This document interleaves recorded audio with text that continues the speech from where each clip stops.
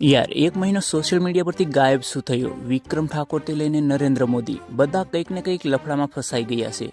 હા, હું થોડા કામમાં ફસાઈ ગયો હતો એટલે સમયસર આ ટોપિકને કવર ના કરી શક્યો, પણ હવે નવરા થયા છે તો ચાલો બંને પર ચર્ચા કરીએ કે આખિરકાર આ લોકો કેમ આજના સમયે ખૂબ જ ચર્ચામાં છે. બધી ચર્ચા કરશું તો વિડીયો પૂરો જોજો અને વિડીયોને લાઇક પણ કરી નાખજો. સૌથી પહેલા નરેન્દ્રભાઈ મોદીની વાત કરીએ.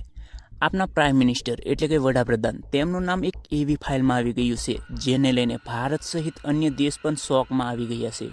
આ 2-3 મહિનાની અંદર તમે કદાચ એપ્સ્ટીન ફાઇલ વિશે તો સાંભળ્યું જ હશે. ના સાંભળ્યું હોય તો તેની થોડીક ટૂંકી માહિતી આપી દઉં.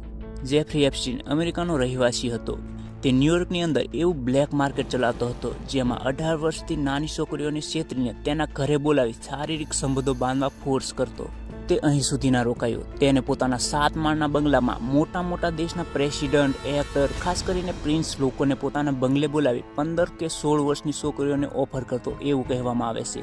તેના કોન્ટેક્ટમાં જેટલા પણ લોકો મીટિંગ કરી કે પછી તેના બંગલામાં ગયા હતા એ બધા લોકોની માહિતી તે પોતાની ફાઇલમાં છુપાવીને રાખી મૂકેલી, જે તેના મર્યા બાદ અમેરિકાની સરકાર ધીમે ધીમે આ બધી ફાઇલોને પબ્લિકલી રિલીઝ કરી રહ્યા છે, જેમાં Donald Trump, Elon Musk, Bill Gates વગેરે જેવા ફેમસ લોકોના નામ આ ફાઇલમાં જોવા મળ્યા.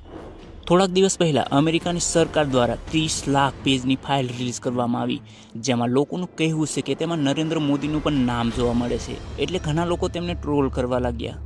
હકીકતમાં ફાઇલની અંદર જોવા જઈએ તો તેમાં ડાયરેક્ટ મોદી સાહેબનું નામ નથી જોવા મળ્યું. જેફરી એપ્સ્ટીન કોઈ વ્યક્તિ સાથે ઈમેલમાં વાત કરતા એમ કહેતો હતો કે તેને ઇન્ડિયાના પ્રાઇમ મિનિસ્ટરને એક સલાહ આપી હતી કે તેમને ડોનાલ્ડ ટ્રમ્પની જરૂર છે, એટલે તેમને ખુશ કરવા ડાન્સ કે ગાવાના પ્રોગ્રામ કરવા જોઈએ.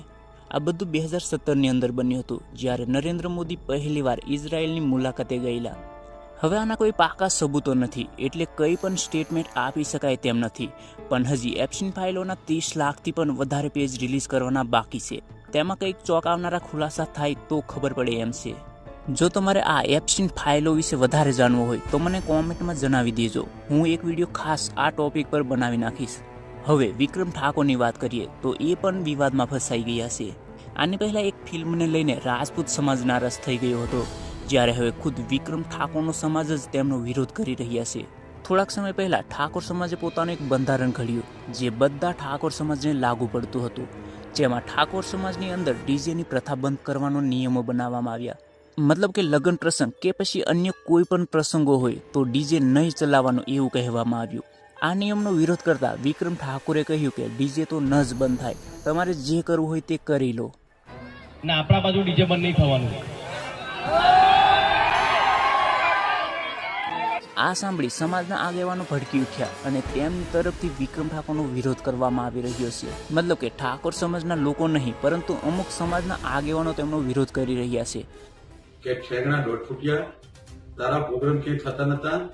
ઠાકોર સમાજે અને ઠાકોર સેનાએ સમર્થન આલીને તેના પ્રોગ્રામ ના કે મહેસાણાથી આ બાજુ તું પ્રોગ્રામ લેવા તૈયાર નતો પહેલા, બરાબર? એટલે તારી મર્યાદામાં રહે, બધાને મૂલ્ય ચડાવી અને આખી આવડી મોટી સમાજ ભેગી થઈ 16 મુદ્દાનું બંધારણ કર્યું, લડા ઉડાડવા ફરી ગયો છે. હવે આ બાજુ પ્રોગ્રામ કરવા આવતી ઉત્તર ગુજરાતમાં પાટણ સુધી મચાન ખબર પડે. હવે આ વિવાદ આગળ ક્યાં સુધી જશે એની કોઈ ખાતરી નથી. હવે આ મુદ્દે કંઈક નવું બને તો હું તમને જણાવી દઈશ. બાકી વિડીયો લાઇક, શેર અને ચેનલને સબસ્ક્રાઇબ કરી નાખો. મળીશું નવા વિડીયોમાં. જય હિન્દ, જય ભારત.